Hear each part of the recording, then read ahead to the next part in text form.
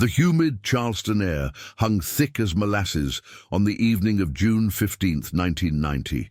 Margaret Maggie Thompson gripped the steering wheel of her aging Ford Escort, her knuckles white against the worn leather.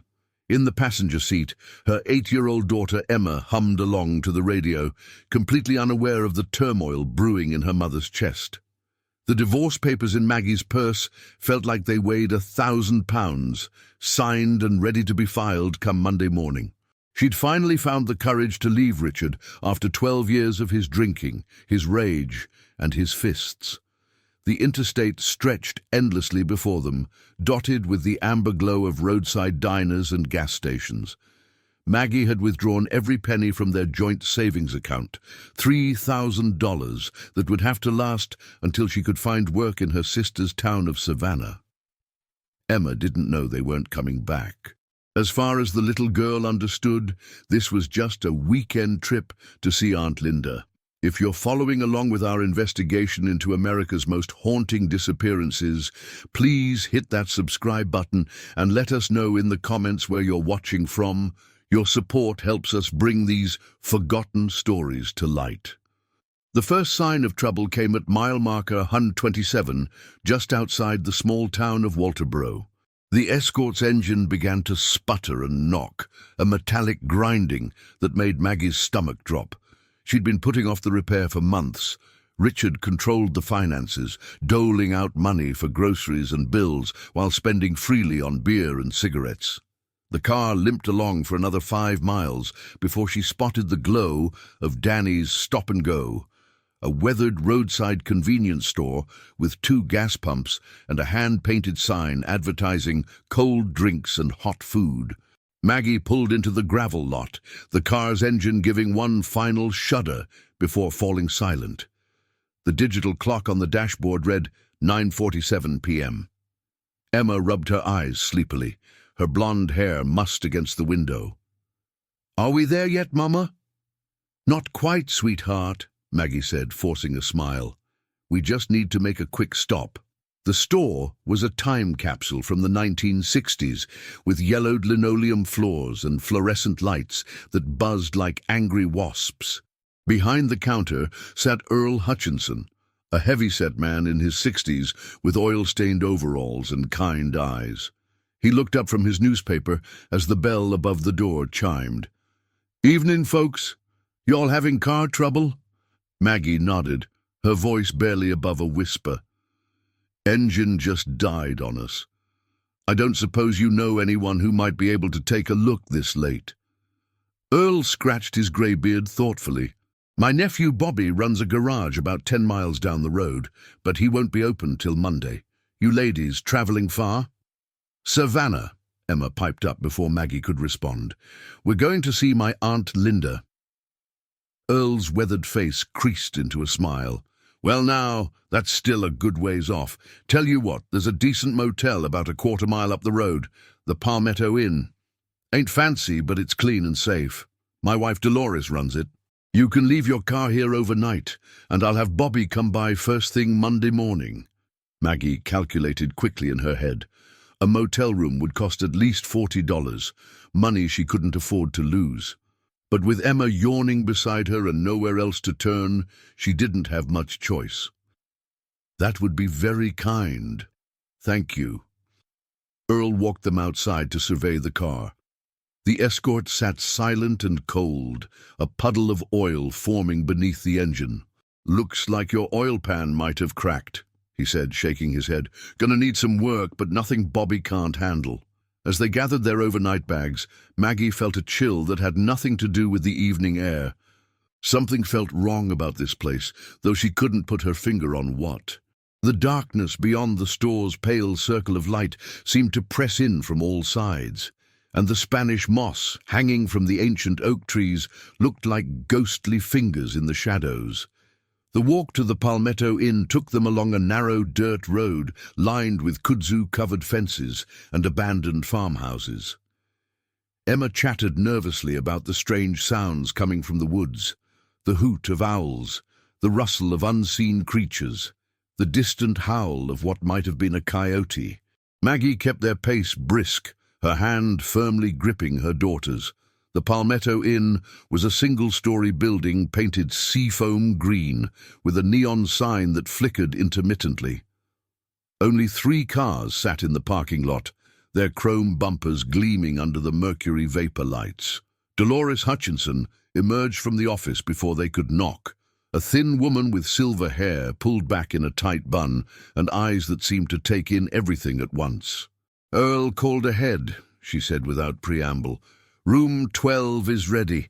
$45 for the night, check out at 11. The room smelled of disinfectant and old carpet, with 2 double beds covered in faded floral bedspreads.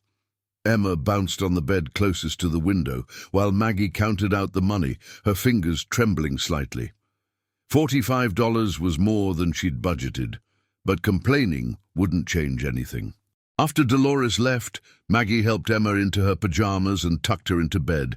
The little girl's eyelids were already growing heavy. "Mama, when are we going home?" The question hit Maggie like a physical blow.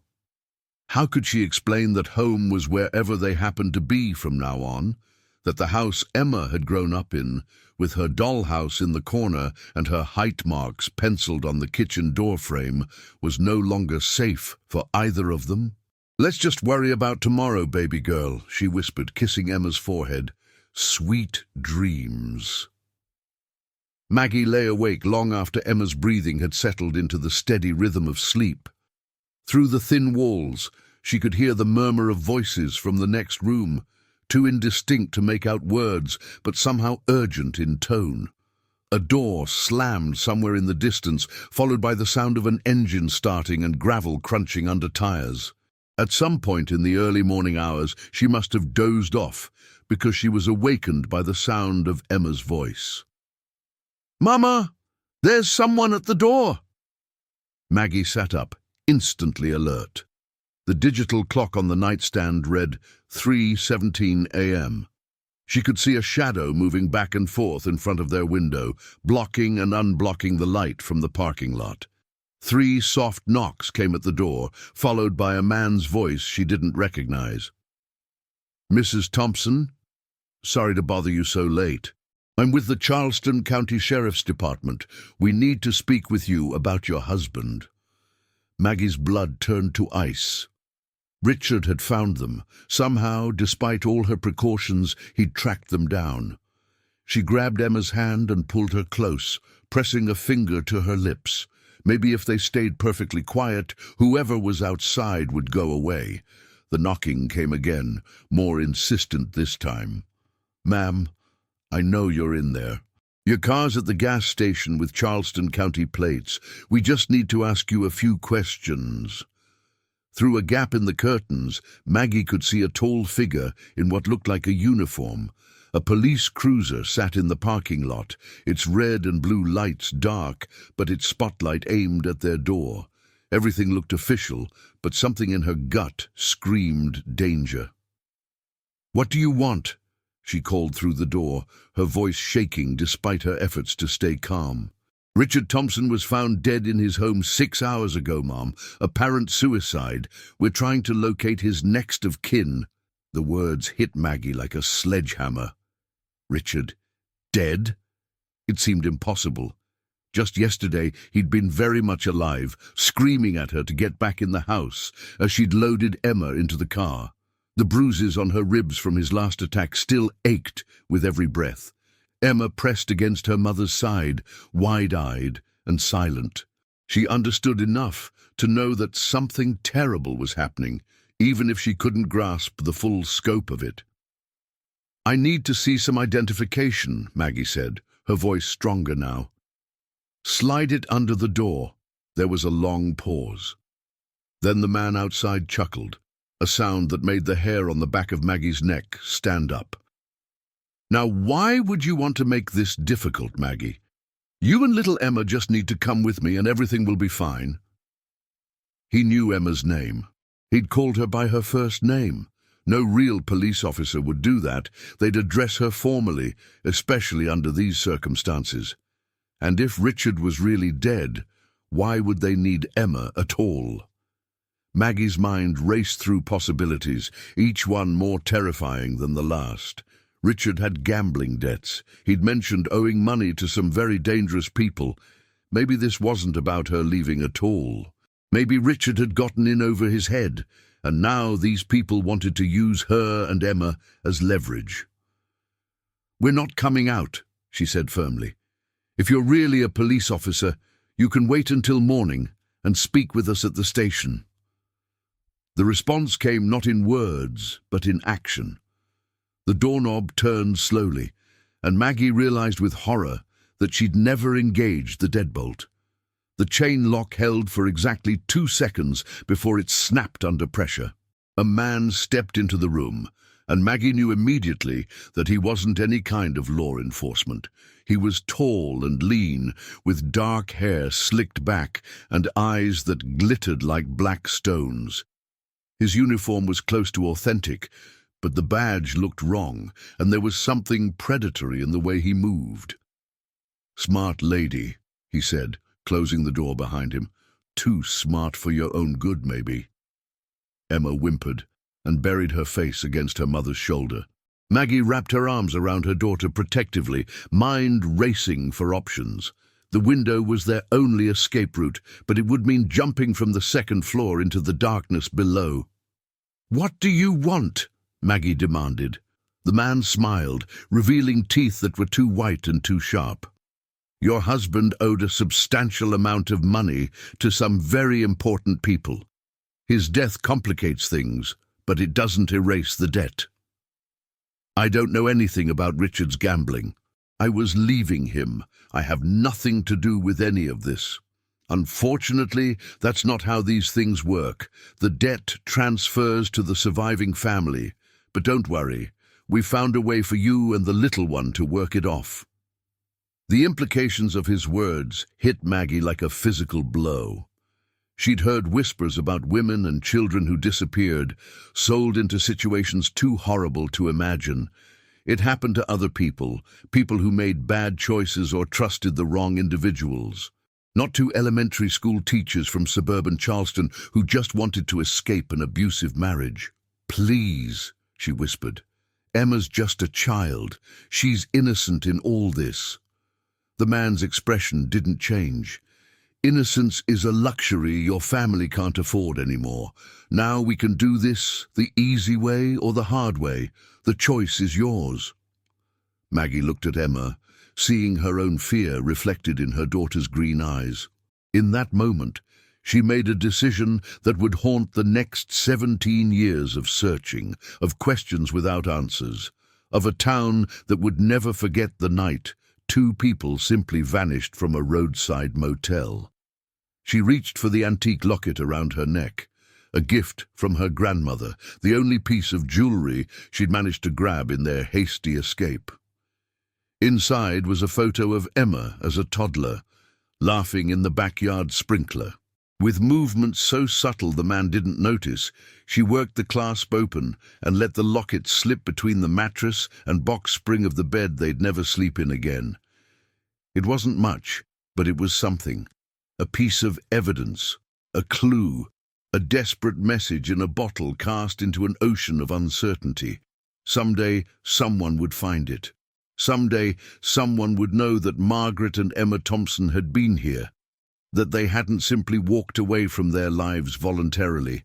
The man stepped forward, and everything that had been Maggie and Emma Thompson's story up until that moment came to an abrupt and terrifying end.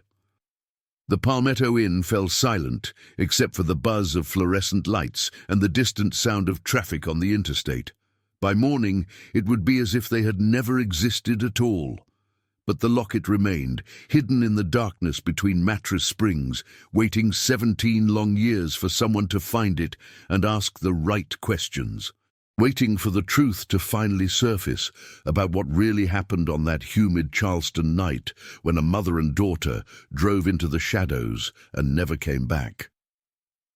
Detective Jake Morrison, no relation to the rock star, as he was constantly reminding people, had been with the Charleston County Sheriff's Department for 23 years when the call came in about the locket. It was a Tuesday morning in October 2007, and he was nursing his third cup of coffee while reviewing cold cases, a ritual he'd maintained for the better part of a decade. The Palmetto Inn had finally closed its doors after years of declining business. Interstate expansion had redirected most traffic away from the old highway, and places like Earl's Stop and Go and Dolores Hutchinson's modest motel had become relics of a bygone era. The new owners planned to tear down the building and put up a chain restaurant, but first they needed to clear out decades of accumulated debris. Detective Morrison. The voice belonged to Officer Patricia Reeves, a rookie who'd joined the force 6 months earlier. She stood in his doorway holding an evidence bag, her expression mixing excitement with uncertainty. "We might have something on one of your cold cases." Jake looked up from his files, noting the bag in her hands. Inside was a tarnished silver locket, heart-shaped and delicate, the kind of jewelry that had been popular in the 1980s. Where'd this come from? Demolition crew at the old Palmetto Inn found it wedged between a mattress and box spring in room 12. The construction supervisor knows about our cold case initiative, so he called it in instead of tossing it in the dumpster. Room 12. Jake felt something click in the back of his mind as he opened the file drawer beside his desk. The Thompson disappearance had been one of the first cases assigned to him when he'd made detective, and despite 17 years of dead ends and false leads, he'd never been able to let it go. Margaret Thompson, 34, elementary school teacher. Emma Thompson, 8 years old, second grade at Magnolia Creek Elementary. Last seen checking into the Palmetto Inn on June 15th, 1990. Their car had been found at Earl's Stop and Go with mechanical problems, but by the time Bobby Hutchinson arrived Monday morning to repair it, both women had vanished without a trace. Room 12 was where the Thompson women stayed, Jake said, taking the evidence bag from Officer Reeves. "This could be significant." The locket opened with a soft click, revealing a tiny photograph of a blonde child laughing in a sprinkler. Jake compared it to the school photo in Emma Thompson's missing person file. The resemblance was unmistakable. This wasn't just any piece of jewelry, it was evidence that had been deliberately hidden. "Patricia, I need you to pull everything we have on the Thompson case. Contact the state crime lab and see if they can get any forensic evidence from this locket, fingerprints, DNA, anything, and find out if Earl Hutchinson is still alive. I need to talk to him." Do. The next morning, Jake drove out to the old Stop and Go. The building had been abandoned for 5 years, its windows boarded up and parking lot cracked with weeds growing through the asphalt. Earl had died in 2003, but his nephew Bobby still lived in the area, running an auto repair shop on the outskirts of town. Bobby Hutchinson was a barrel-chested man in his 50s, with grease permanently embedded under his fingernails and a memory for detail that impressed even Jake.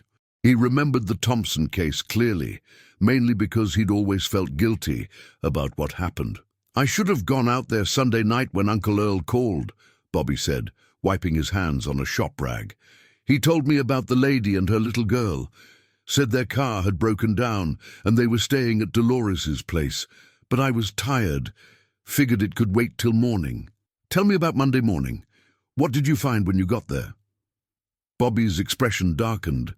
Car was still there, oil pan cracked just like Uncle Earl said, but when I knocked on the door of room 12, nobody answered. Dolores said they'd checked out early, paid their bill and left. Didn't make sense to me. How were they going to leave with a busted car? "Did your aunt seem nervous about anything? Acting strange?" "Dolores was always strange," Bobby chuckled, then grew serious again.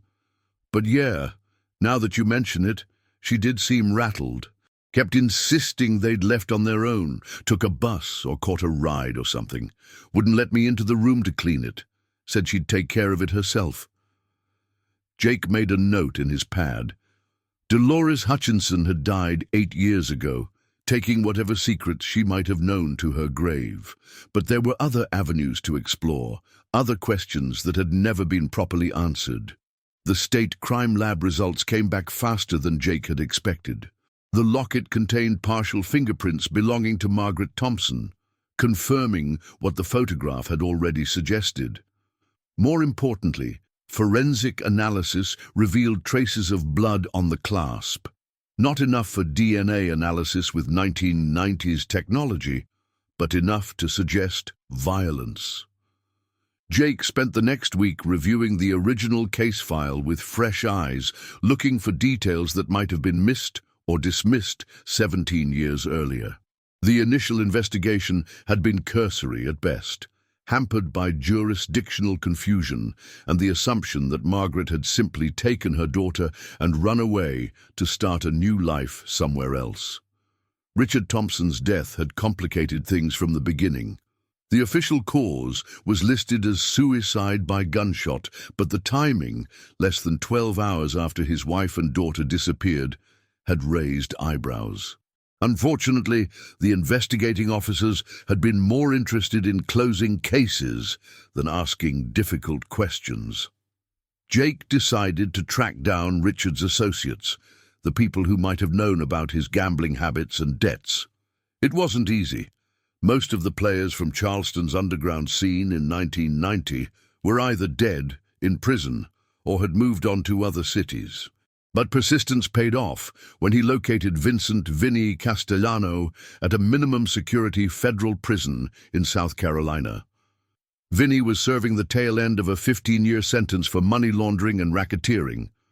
At 68, he was a shadow of the man who'd once controlled a significant portion of Charleston's illegal gambling operations. Prison had aged him badly, leaving him thin and grey, with the kind of cough that suggested his smoking days were numbered. Richard Thompson. Vinny wheezed when Jake brought up the name during their interview. "Yeah, I remember him. Stupid bastard, thought he could beat the house playing poker, lost more money in 6 months than most people make in 5 years. How much did he owe when he died? 60, 70,000, maybe more. I wasn't keeping the books personally by then, but it was substantial." Jake leaned forward. "Substantial enough to kill him over." Vinny's laugh turned into a coughing fit that lasted nearly a minute. When he recovered, his eyes were watery but sharp. "Detective, let me explain something about the business. We don't kill people over gambling debts. Dead people can't pay what they owe. We break legs, we threaten families, we take cars and houses. But killing the debtor? That's just bad economics." "What about his family? His wife and daughter disappeared the same night he died." Something flickered in Vinny's expression, a momentary tightening around his eyes that suggested he knew more than he was saying. "Families sometimes disappear when things get complicated. Sometimes they run, sometimes—" He shrugged, leaving the sentence unfinished.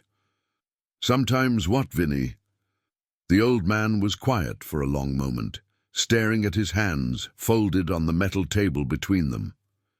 When he spoke again, his voice was barely above a whisper. "Sometimes people find other uses for them, ways to recoup losses when the primary source dries up." Jake felt his stomach turn cold. "What kind of uses?" "I wasn't involved in that side of things," Vinny said quickly. "That was specialty work, handled by specialists. But word gets around in a small community. People talk." "What people? What specialists?" Vinny shook his head. "I've said enough. More than enough. You want names?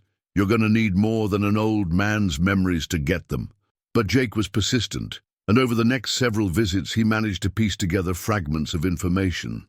The specialists Vinny had mentioned were apparently a network of individuals who dealt in human trafficking, using gambling debts and other criminal entanglements as leverage to acquire victims.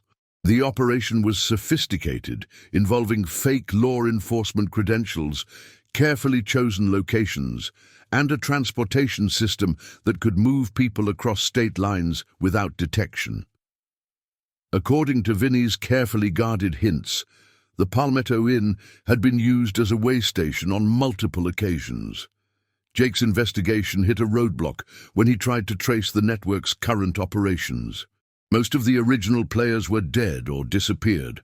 Their criminal enterprise apparently disbanded sometime in the mid-1990s.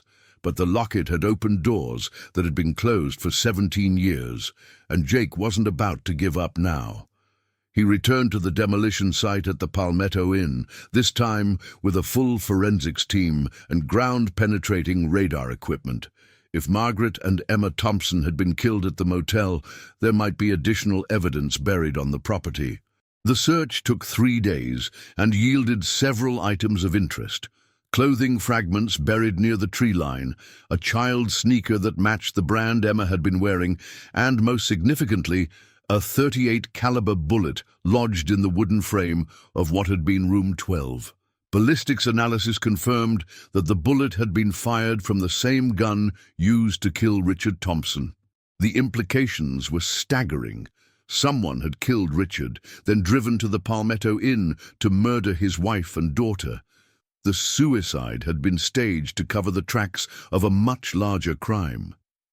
Jake felt the pieces falling into place, but he still needed to identify the killer. The original investigation had been so sloppy that crucial evidence had been overlooked or contaminated. Security cameras hadn't existed at the motel in 1990, and potential witnesses had never been properly interviewed. The breakthrough came from an unexpected source. Emma Thompson would have turned 25 that year, and Jake had made it a practice to run her name through various databases annually, hoping she might surface alive somewhere. This time, the search yielded a hit in the National Missing and Exploited Children database. Not Emma herself, but a composite sketch based on age progression technology. A young woman matching the updated description had been found by police in Miami 3 months earlier, wandering the streets in a confused state with no identification or memory of her past. She'd been placed in protective custody while social workers tried to determine her identity, but so far had been unable or unwilling to provide any information about where she'd come from. Jake caught the first flight to Miami, carrying copies of the Thompson case file, and a heart full of hope tempered by 17 years of disappointment. The young woman was being held at a residential facility for traumatized adults under the care of Dr. Elena Rodriguez, a specialist in recovered memory therapy. "She calls herself Rachel," Dr. Rodriguez explained as they walked through the facility's garden courtyard. "She has significant trauma-related amnesia, but we've made some progress in recent weeks. She's beginning to remember fragments of her childhood." The young woman sitting on a bench near the fountain could have been Emma Thompson's twin. The same blonde hair, the same green eyes, the same delicate bone structure. But there was something haunted in her expression, a wariness that spoke of experiences no child should endure. Jake introduced himself carefully, explaining that he was investigating a cold case involving a missing mother and daughter. He didn't mention names initially, preferring to see if any memories surfaced naturally. "I remember a motel," the young woman said softly, her voice barely audible above the sound of the fountain. "Green paint, flickering neon sign. My mom was scared. There was a man at the door pretending to be police." Jake's heart began to race, but he kept his expression neutral. "Can you tell me about your mother?" "She was beautiful. She taught school. She wore a silver locket with my picture inside." Tears began to stream down the young woman's face. "She tried to protect me. Even when bad things happened, she never stopped trying to protect me." The story that emerged over the next several hours was one of unspeakable horror and remarkable survival. Emma Thompson, for it was indeed Emma, had been sold into a trafficking ring that moved children up and down the eastern seaboard. She'd been held captive for nearly 15 years, passed from one captor to another, her identity systematically erased through drugs, psychological manipulation, and brutal conditioning. Her escape had been a matter of pure chance. During a transport between locations, the van she was traveling in had been involved in a traffic accident. In the confusion that followed, she'd managed to slip away, but the psychological trauma had left her with massive gaps in her memory. "What happened to your mother?" Jake asked gently. Emma's face crumpled. "They killed her at the motel. Made me watch. Said it was a lesson about what happens when people don't cooperate." She looked up at Jake with eyes that held a lifetime of pain. "I kept hoping she'd come rescue me, even though I saw them bury her behind the building. I kept hoping for so many years." Jake felt his world shift on its axis. Margaret Thompson was dead, had been dead for 17 years. But her daughter was alive, damaged but alive, and ready to help bring her killers to justice. The man who had posed as a police officer was named Carl Brennan, a former security guard who'd worked for various criminal organizations throughout the Southeast. Emma's testimony, combined with the physical evidence from the motel, was enough to issue a warrant for his arrest. But Carl Brennan had been dead for 12 years, killed in a drug deal gone wrong in Atlanta. The other members of the trafficking ring had met similar fates: violent deaths, prison sentences, or disappearances that suggested they'd crossed the wrong people. Justice, it seemed, had been served by the criminal underworld's own harsh rules. But for Jake, the important thing was that Emma Thompson was alive and would finally be able to reclaim her identity. The locket her mother had hidden would serve as evidence in the case, but it would also be returned to its rightful owner, a young woman who'd survived the unthinkable and was ready to start rebuilding her life. The courtroom in Charleston was packed on the morning of October 15, 2008, as the official hearing to declare Margaret Thompson deceased and Emma Thompson legally alive began. It had taken nearly a year of legal maneuvering, psychological evaluations, and forensic analysis to reach this point, but Detective Jake Morrison was finally able to close the case that had haunted him for almost 2 decades. Emma sat in the front row, flanked by her court-appointed advocate and Dr. Elena Rodriguez, who had flown in from Miami for the proceedings. The young woman bore little resemblance to the traumatized individual Jake had first encountered at the residential facility. Months of therapy, proper medical care, and the gradual reconstruction of her identity had given her a strength that seemed to radiate from within. The physical evidence spoke for itself. Ballistics confirmed that the bullet found at the Palmetto Inn had come from the same weapon used to kill Richard Thompson. DNA analysis of bone fragments discovered during the expanded search of the motel property matched samples from Margaret Thompson's medical records. The locket, with its hidden placement and precious cargo of memories, served as the final piece of a puzzle that had confounded investigators for 17 years.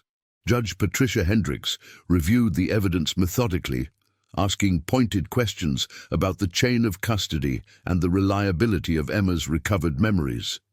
The defense had argued that traumatic amnesia could create false memories, that the young woman's testimony might be contaminated by suggestion or wishful thinking. But the physical evidence was overwhelming, and Emma's recollections had been corroborated by multiple independent sources.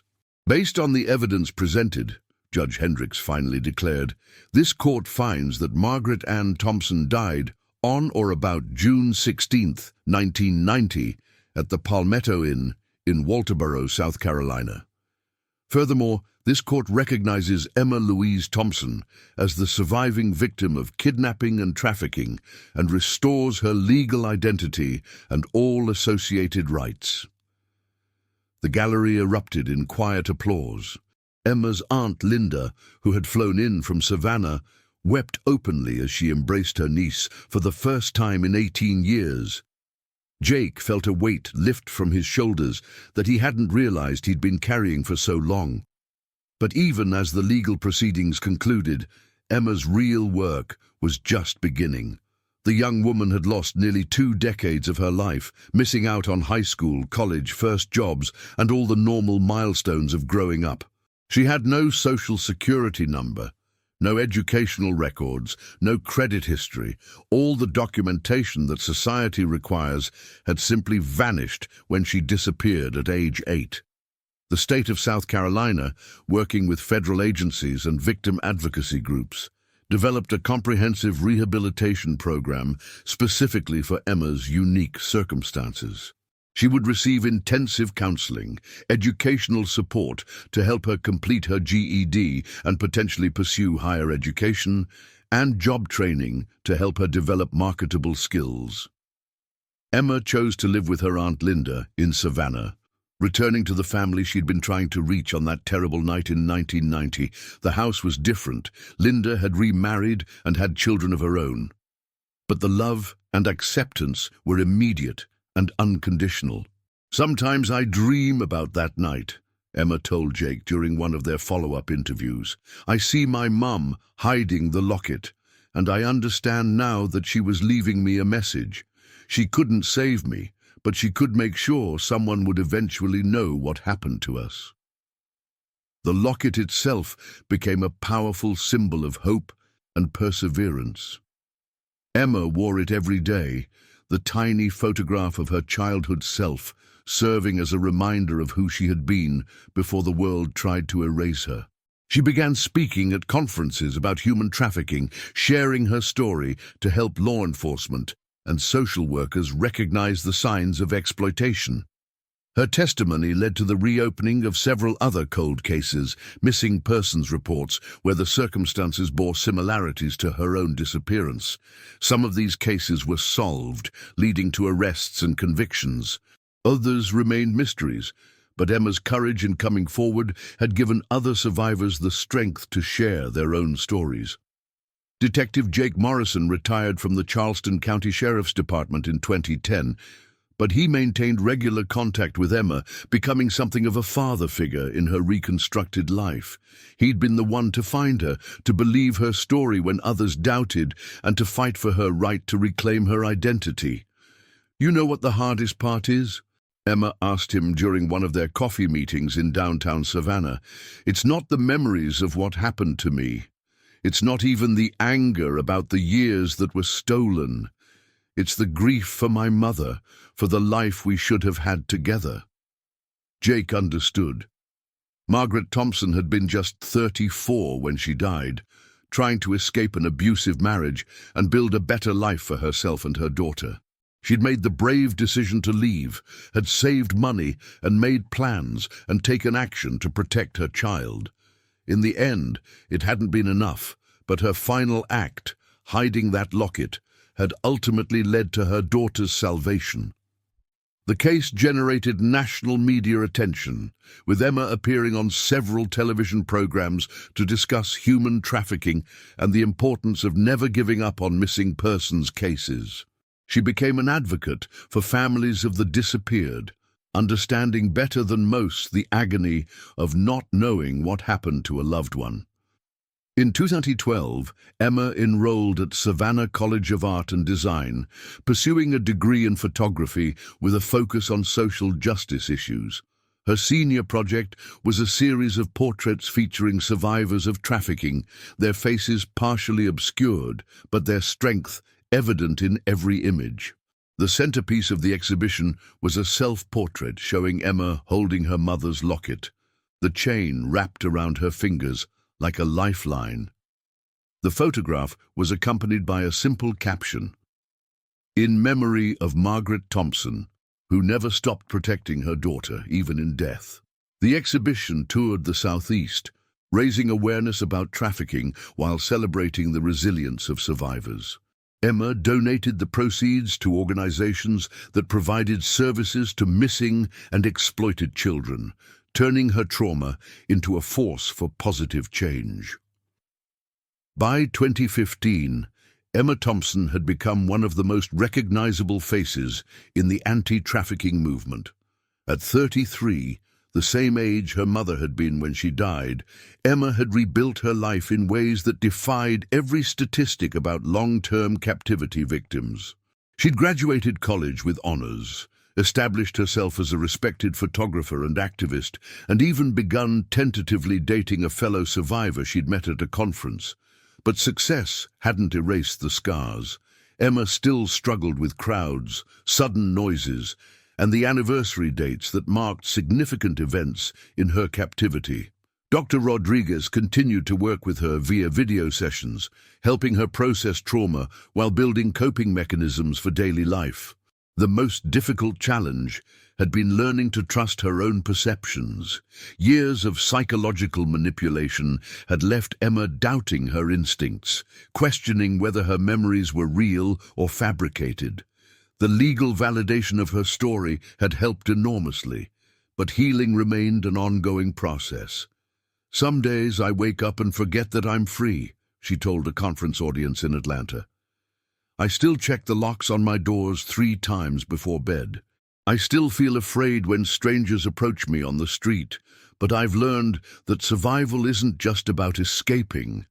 It's about choosing to live fully, despite everything that was taken from you."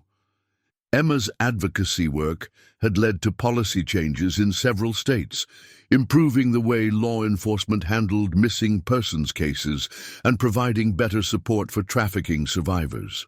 She'd testified before Congress about the need for comprehensive rehabilitation programs, drawing on her own experience to illustrate gaps in the system. The Palmetto Inn site had been transformed into a memorial garden, with a plaque honoring Margaret Thompson and other victims of violence. Emma attended the dedication ceremony, standing where room 12 had once been and feeling a sense of closure she'd never thought possible. Detective Jake Morrison, now retired but still sharp as ever, joined her for the ceremony. At 71, he moved more slowly, but his dedication to Emma's well-being remained unwavering. He'd become the grandfather she'd never had, the constant presence who believed in her, even when she struggled to believe in herself. "Your mother would be so proud," he told Emma as they stood before the memorial. "She saved your life with that locket, but you've saved yourself with everything you've accomplished since." Emma touched the silver heart at her throat, the same locket that had spent 17 years hidden between mattresses, waiting for someone to find it and ask the right questions. Inside was still the photograph of her 8-year-old self, laughing in the sprinkler on what might have been the last purely happy day of her childhood. "I used to think the worst thing that could happen was forgetting her," Emma said softly. "Now I understand that the worst thing would be wasting the second chance she gave me." The memorial garden was beautiful in the late afternoon light, with native plants and walking paths designed to promote reflection and healing. Visitors came regularly, some drawn by the notoriety of the case, others seeking solace for their own losses. Emma hoped it would become a place where other families could find some measure of peace. The years had brought other victories as well. Carl Brennan's associates, thought to be beyond the reach of justice, had been tracked down through Emma's testimony and cold case investigations inspired by her story. 3 men were serving life sentences for their roles in the trafficking ring, while several others had been convicted on related charges. More importantly, Emma's visibility had led to the identification and rescue of other victims. Young women who'd seen her interviews recognized themselves in her story and found the courage to escape their situations. Law enforcement agencies credited her advocacy with helping solve dozens of missing persons cases. But perhaps the most meaningful development was Emma's decision to return to Charleston in 2016, purchasing a small house near the historic district where she could establish a photography studio and victim advocacy center. It was a bold choice, returning to the city where her nightmare had begun, but Emma felt called to transform that negative energy into something positive. The Emma Thompson Foundation opened its doors on June 15, 2017, exactly 27 years after her mother had checked into the Palmetto Inn. The date wasn't chosen randomly. Emma wanted to reclaim that anniversary, to transform it from a marker of loss into a symbol of hope and recovery. The foundation provided comprehensive services to trafficking survivors, including emergency housing, legal advocacy, educational support, and long-term counseling. Emma funded the operation through her photography sales, speaking fees and donations from supporters who'd been touched by her story. Detective Jake Morrison served on the Foundation's board of directors, his law enforcement experience providing valuable guidance for the organization's rapid growth. At 74, he showed no signs of slowing down, driven by a mission that had evolved from solving one cold case to preventing countless others. Emma's transformed something unspeakably evil into a force for good, he told a reporter for the Charleston Post and Courier. That locket saved her life, but her courage has saved so many others. The call came on a rainy Thursday morning in November 2018. Emma was in her studio, editing photographs from a recent project documenting the lives of refugee children, when her phone rang with a number she didn't recognize. After years of media attention, she'd become cautious about answering unknown calls, but something made her pick up. Ms. Thompson, this is Detective Maria Santos with the FBI's Human Trafficking Task Force. We have a situation in Miami where your assistance might be invaluable. Emma set down her camera and gave the detective her full attention. Over the past few years, she'd consulted on dozens of trafficking cases, helping investigators understand victim psychology and assisting with recovery efforts. Each case was different, but they all shared common elements that Emma recognized from her own experience. We've recovered 6 young women from what appears to be a sophisticated trafficking operation, Detective Santos continued. The youngest is 16, the oldest is 24. They're all severely traumatized and refusing to cooperate with investigators. We think you might be able to reach them in ways we can't. Emma closed her eyes, feeling the familiar weight of other people's pain settling on her shoulders. She'd learned to compartmentalize these feelings, to offer support without drowning in empathy, but it remained the most challenging aspect of her advocacy work. I can be there tomorrow, she said. Send me the case details and facility information. The flight to Miami gave Emma time to review the files Detective Santos had transmitted. The trafficking ring had been operating out of a warehouse complex in an industrial district, moving young women between locations along the eastern seaboard. The operation bore disturbing similarities to the network that had held Emma captive, suggesting either a revival of old methods or the existence of a sister organization that had never been fully dismantled. The rescued women were being held at a secure facility run by the Department of Health and Human Services, receiving medical care and preliminary counseling while investigators tried to piece together the scope of the trafficking network. According to the reports, none of the victims had provided their real names or any information about their backgrounds. Emma met with Dr. Rodriguez before visiting the facility. Her former therapist had moved to Miami permanently and was now directing a program specifically designed for trafficking survivors. The reunion was emotional but brief.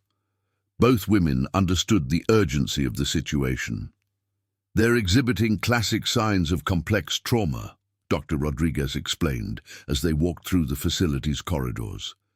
Dissociation, selective mutism, hypervigilance. Some appear to have been drugged regularly, which complicates the recovery process. The first young woman Emma spoke with was named Anna, according to the ID bracelet she wore. She appeared to be in her early 20s, with dark hair and eyes that looked much older than her face. She sat curled in a corner chair, arms wrapped around her knees, watching Emma's approach with obvious suspicion. I'm not here to ask you questions, Emma said, settling into a chair across the room. I'm not a police officer or a social worker. I'm someone who survived what you've survived. Anna's expression didn't change, but Emma noticed a subtle shift in her posture, a slight relaxation that suggested she was listening.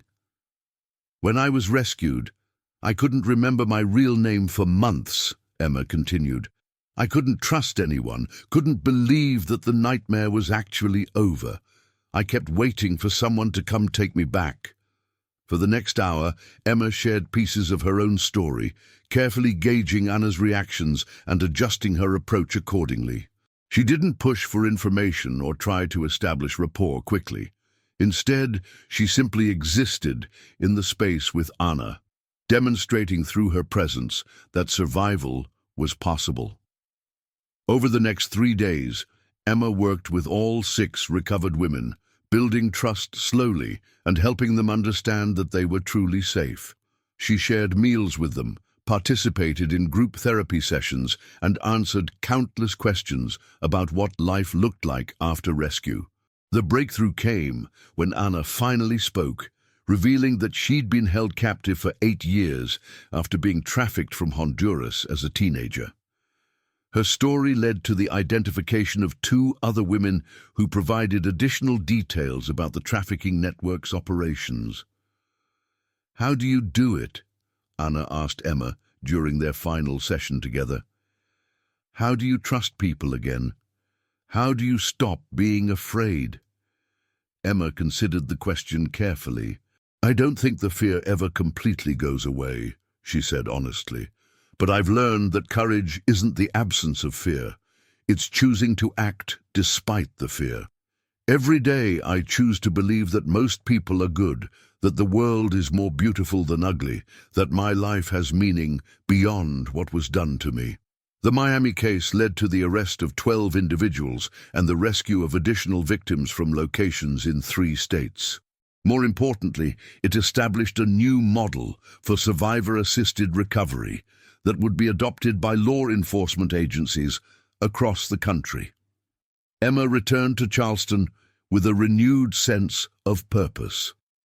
The Emma Thompson Foundation expanded its programs to include survivor mentorship, pairing newly rescued individuals with those who had successfully rebuilt their lives.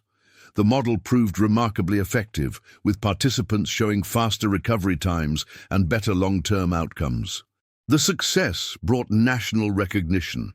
Emma was invited to speak at the United Nations, sharing her expertise on trafficking recovery with delegates from around the world.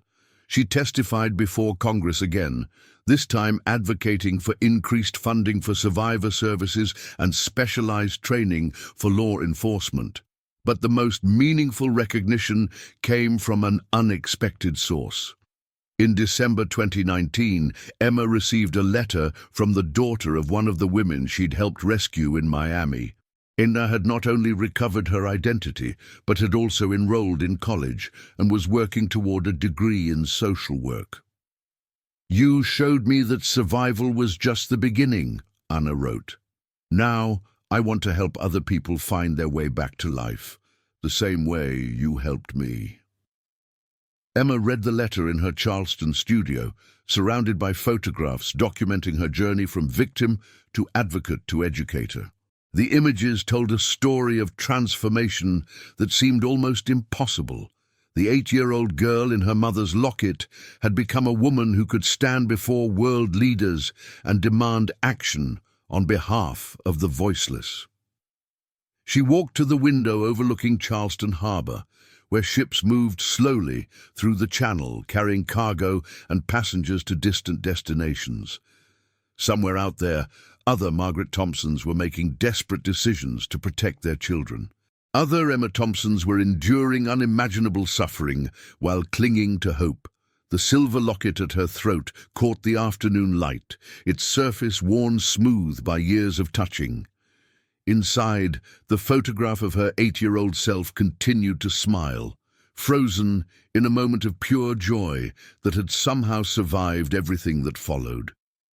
Emma touched the locket and made a silent promise to her mother's memory. The work would continue. The fight would go on.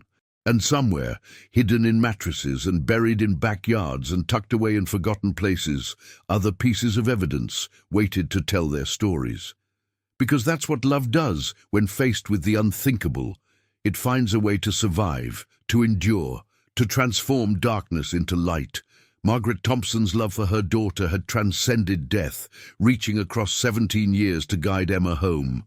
Now Emma's love for others would reach forward into the future, a beacon for anyone still lost in the darkness, still hoping for rescue, still believing that somewhere, someone was looking for them. The locket would remain around her neck, but its most important work was done.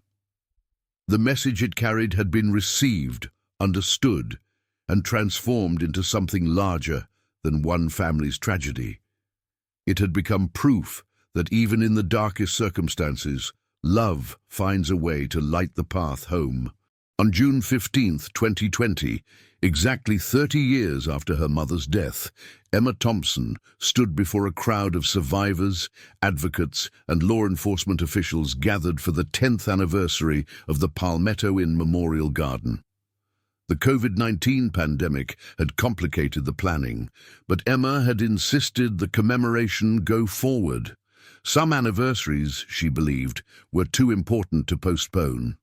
The memorial had grown over the years into something far beyond its original scope. The simple plaque honoring Margaret Thompson had been joined by dozens of others, each representing a victim whose case had been solved through the investigation techniques pioneered in Emma's case.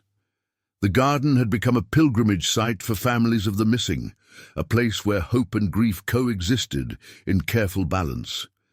Emma's hair was shorter now, streaked with premature silver that she'd decided not to dye. At 38, she carried herself with the quiet confidence of someone who had faced the worst humanity could offer and emerged stronger. The foundation had expanded to 7 states, with satellite offices providing services to hundreds of survivors annually. Detective Jake Morrison, now 83, sat in the front row with his wife of 57 years. Retirement had slowed his body, but sharpened his focus on the causes that mattered most to him. He'd written a book about cold case investigation techniques, with all proceeds donated to the foundation, and continued to consult on difficult cases. 30 years ago today, Emma began, her voice carrying easily across the gathered crowd, my mother made a decision that seemed insignificant at the time, but would ultimately change countless lives. She hid a locket between mattresses in a run-down motel room, never knowing that 17 years later, that small act of love would lead to justice for her murder and freedom for her daughter. Emma paused, looking out at the faces before her. She recognized many of them. Survivors she'd mentored, law enforcement officers she'd trained, advocates who'd joined the movement inspired by her story. But there were new faces too, people she'd never met who had somehow been touched by her journey. We gather here not just to remember the dead, but to celebrate the living. Every person who has found their way home, every case that has been solved, every trafficking ring that has been dismantled, these are Margaret Thompson's true legacy. Her love didn't end with her death. It multiplied and spread and became something larger than any one tragedy. The ceremony included the unveiling of a new addition to the memorial, a sculpture created by survivors from around the country. Each contributor had added a small element, a leaf, a flower, a bird, a human figure. The resulting piece was abstract but unmistakably hopeful, reaching toward the sky like hands lifted in celebration. Among the attendees was Anna Restrepo, the young woman Emma had first met in Miami 2 years earlier. Anna had graduated from college the previous month and would be starting graduate school in the fall, pursuing a master's degree in social work with a concentration in trauma recovery. She'd also recently gotten engaged to a fellow survivor she'd met through the Foundation's peer support program. 5 years ago, I didn't think I had a name worth remembering, Anna told the crowd when Emma invited her to speak. Today, I know exactly who I am and what I'm capable of becoming. That transformation didn't happen because of any miracle or magic. It happened because someone who had walked this path before me reached back and showed me the way forward. The event concluded with the traditional reading of names, victims whose cases had been solved, survivors who had reclaimed their identities, advocates who had dedicated their lives to the cause. The list grew longer each year, a testament to the expanding impact of work that had begun with one hidden locket and one detective's refusal to give up. As the crowd began to disperse, Emma found herself alone with Detective Morrison near the memorial's central fountain. They stood in comfortable silence, two people bound by a shared mission that had defined much of their lives. "Do you ever wonder what your mother would think of all this?" Jake asked, gesturing toward the memorial and the departing crowd. Emma smiled, touching the locket at her throat. "I think she'd be amazed by how far that small act of love has traveled. She was just trying to leave a message, some proof that we'd been there. She had no way of knowing it would become the foundation for everything that followed." Jake nodded, his eyes taking in the memorial one more time. "You know, in all my years in law enforcement, I've learned that the most important evidence isn't always the most obvious. Sometimes it's the smallest things, a hidden locket, a child's drawing, a pressed flower, that tell the biggest stories." Emma understood what he meant. The foundation's success hadn't come from grand gestures or massive interventions. It had grown from small acts of courage, survivors willing to share their stories, advocates choosing to believe those stories, investigators willing to dig deeper than the surface facts suggested. "What's next?" Emma asked, though she suspected she already knew the answer. The work was never truly finished. There would always be more victims to find, more survivors to help, more systems to reform. Jake smiled, the expression creasing his weathered face into familiar lines. "Next, we keep going. One case at a time, one survivor at a time, one small victory at a time." He paused, watching a pair of butterflies dance around the memorial's flowers. "Your mother started something with that locket, Emma, but you've turned it into a movement that will outlive both of us." Emma felt the truth of his words settling in her chest. The foundation now operated in 12 states, with plans to expand internationally. They'd helped rescue over 300 trafficking victims, solved 47 cold cases, and trained thousands of law enforcement officers in trauma-informed investigation techniques. The ripple effects continued to spread outward, touching lives in ways that couldn't be measured or counted. That evening, Emma returned to her Charleston home, a restored Victorian house she'd purchased with proceeds from her photography exhibitions. The walls were covered with images from her travels, portraits of survivors, landscapes that had provided healing, moments of joy captured in the midst of difficult work. But the centerpiece remained a framed photograph of her mother, taken when Margaret was about Emma's current age, laughing at some long-forgotten joke. Emma poured herself a glass of wine and settled onto her porch swing, watching the sun set over Charleston Harbor. The city had changed dramatically since 1990, with new developments and gentrification transforming neighborhoods that had once been forgotten. But the essential character remained, the gracious hospitality, the weight of history, the sense that every story mattered. Her phone buzzed with a text message from Dr. Rodriguez. "Saw the news coverage of today's ceremony. Your mother's legacy grows stronger every year. Proud of how far you've come." Emma smiled, typing back, "Couldn't have done it without you. The healing continues." And it did continue, in ways both large and small.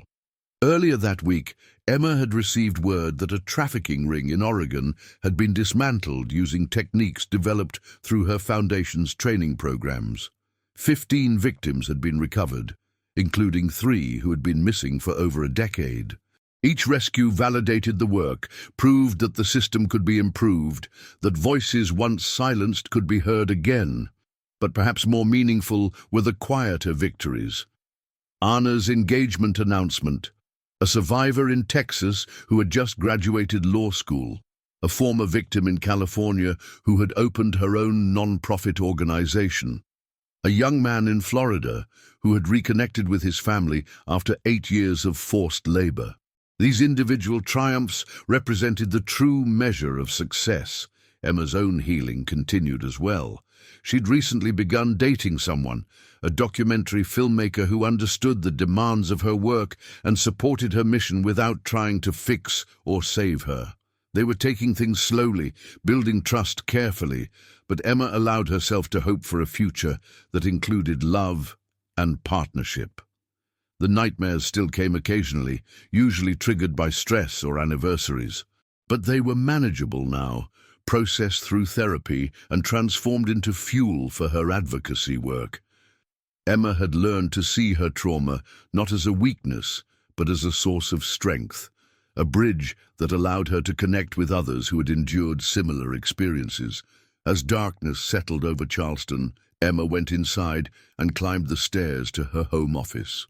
The walls were covered with thank you letters from survivors, commendations from law enforcement agencies, and photographs from speaking engagements around the world. But her desk held something more precious, a small wooden box containing letters from Margaret Thompson. Emma had found them in her aunt's attic several years ago, cards and notes her mother had written but never sent during the final months of her marriage. They revealed a woman struggling with difficult decisions, torn between fear and hope, ultimately choosing courage despite the risks. "My dearest Emma," read one letter dated just a week before their final trip. "If something happens to me, I want you to know that every decision I've made has been about giving you a better life. You are my heart, my hope, my reason for being brave. Whatever the future holds, remember that you are loved beyond measure." Emma folded the letter carefully and returned it to the box.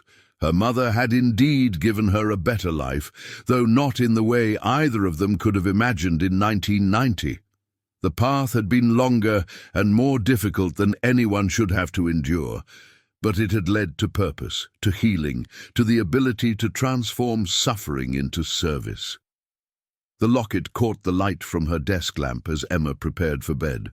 Tomorrow would bring new challenges, a conference call with FBI investigators about a case in Nevada, a therapy session with a newly rescued teenager, a meeting with donors interested in expanding the Foundation's international programs.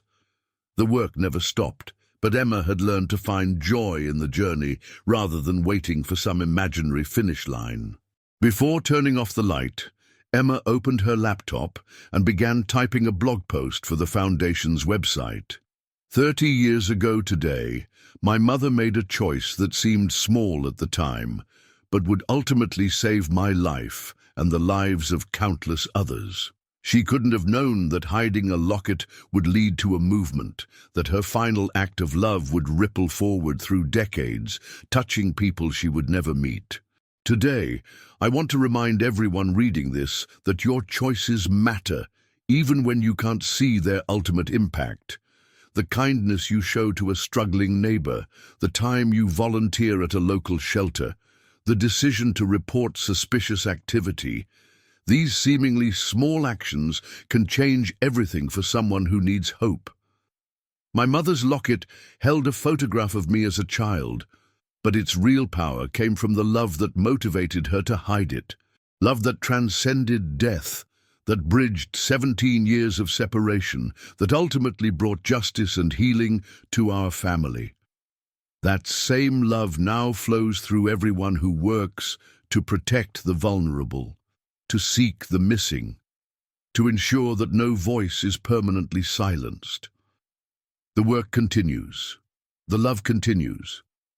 And somewhere tonight, someone who needs rescue is holding on to hope, waiting for their own locket to be found, their own story to be heard, their own journey home to begin. Emma published the post and closed her laptop. Outside, Charleston slept peacefully, unaware of the quiet revolution that had begun in a rundown motel room 30 years ago. But the revolution continued, carried forward by survivors who had become advocates, investigators who refused to give up, and a community that had learned to see the humanity in every missing person case. The silver locket would remain around Emma's neck, but its work had evolved. It was no longer just evidence of a crime or proof of a mother's love. It had become a symbol of transformation, a reminder that even in humanity's darkest moments, light could be found and shared and multiplied until it illuminated paths home for anyone still lost in the darkness. Margaret Thompson had saved her daughter's life with a simple act of love. Emma Thompson had honored that gift by dedicating her life to saving others. And the story would continue, written in the lives of every person who found their way back to safety, back to identity, back to hope.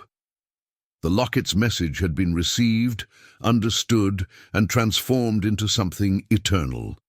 Love had triumphed over evil, not through grand gestures or miraculous interventions, but through the patient, persistent work of people who refused to let the vulnerable be forgotten.